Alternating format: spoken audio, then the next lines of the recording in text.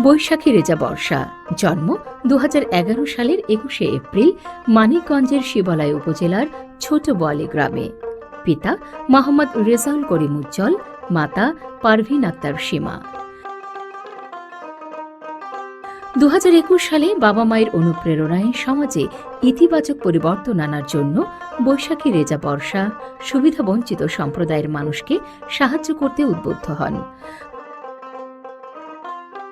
পরবর্তীতে তিনি ব্যক্তিগত উদ্যোগে প্রতিষ্ঠা করেন চিলড্রেন্স আর্মার নামক একটি অনলাইন স্বেচ্ছাসেবী সংগঠন, যেখানে তিনি কাজ চালিয়ে যান সুবিধাবঞ্চিত শিশুদের শিক্ষার মাধ্যমে দারিদ্র্যের বিরুদ্ধে লড়াই করার জন্য। এর মধ্যে সবচেয়ে উল্লেখযোগ্য ছিল স্পন্সর এ চাইল্ড প্রোগ্রামটি,